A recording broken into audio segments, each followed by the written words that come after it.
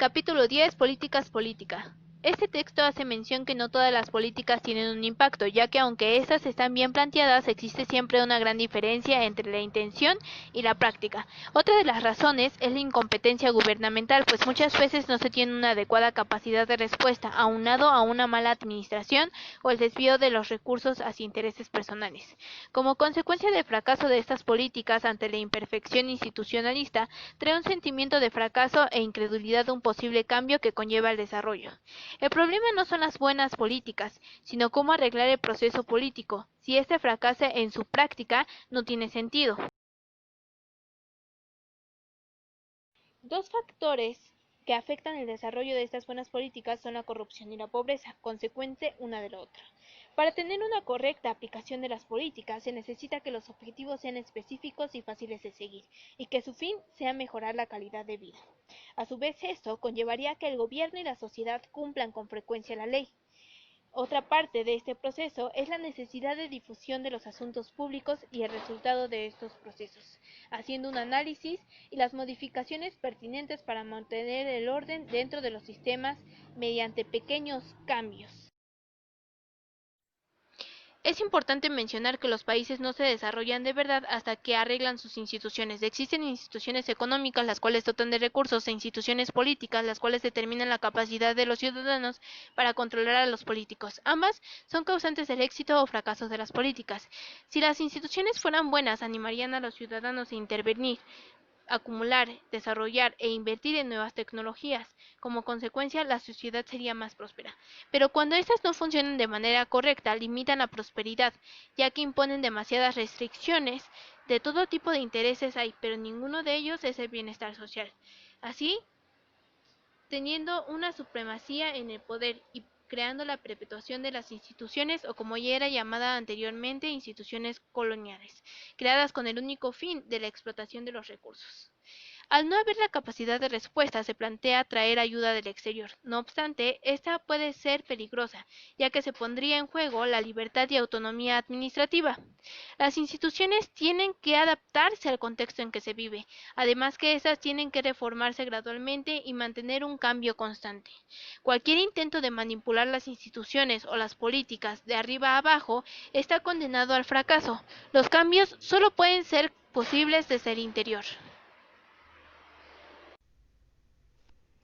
Les voy a hablar un poquito sobre cambios en el margen. Acemoglu y Robinson nos mencionan que rara vez podemos ver cambios drásticos de una manera exitosa, en las que conviertan regímenes autoritarios y corruptos en democracias eficaces. Esto de la mano en que no siempre se es necesario un cambio radical de instituciones para mejorar la manera de rendir cuentas y que se disminuya la corrupción.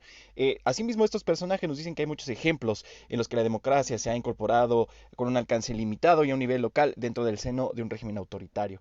Nos dicen también sobre las cuestiones de la corrupción y cómo la tecnología nos podría ayudar a mejorar un poco la cuestión de la corrupción. En qué sentido? En que las auditorías se realicen de una manera más constante o en que de manera digital se tenga control de todos los funcionarios que pertenezcan a cierto gobierno y así poder tener sobre ellos una lupa que nos diga qué es lo que están realizando y así cuidar que la corrupción disminuya. Esto en algunos estudios se ha comprobado de que es eficaz. No se ha eliminado del todo, pero sí se ha visto bastante mejora. Ahora, en la cuestión de la descentralización de la democracia en la práctica, pues nos dice que la transparencia es una parte importante de los gobiernos. Es necesario tener transparencia para poder evitar la corrupción. Nos dan un ejemplo de Brasil que ellos en su manera de hacer las elecciones te dan una papeleta,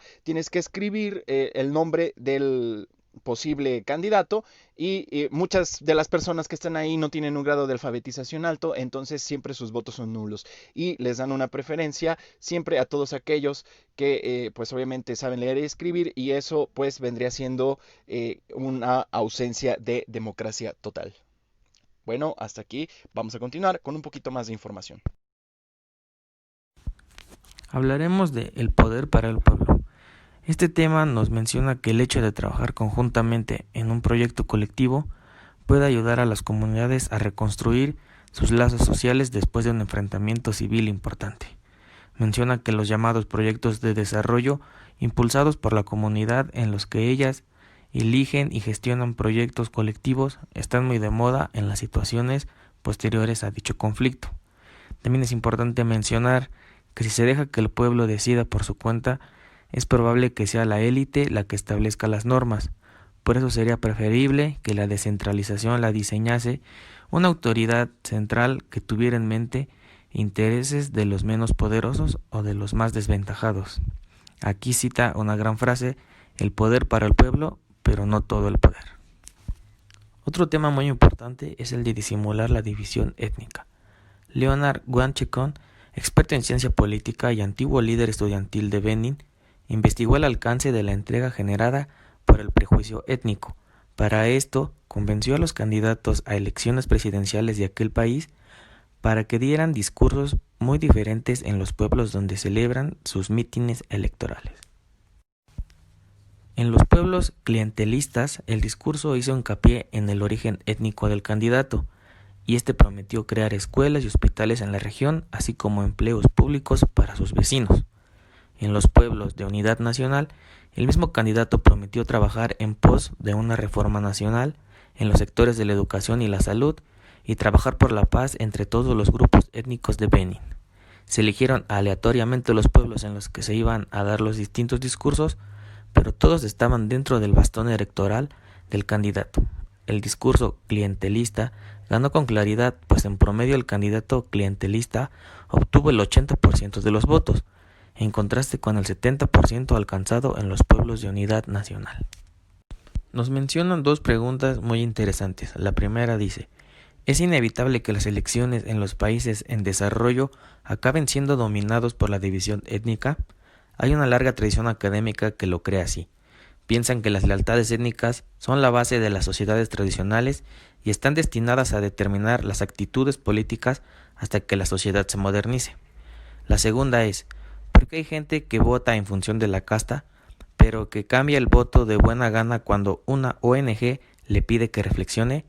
Esto es porque a menudo los votantes apenas saben que están eligiendo. Lo normal es que no hayan visto al candidato, salvo en la campaña electoral, cuando todos aparecen para hacer más o menos las mismas promesas. Por último, la política no es muy diferente de las políticas, pues marginalmente se puede y se debe mejorar, y lo que parecen actuaciones menores pueden generar cambios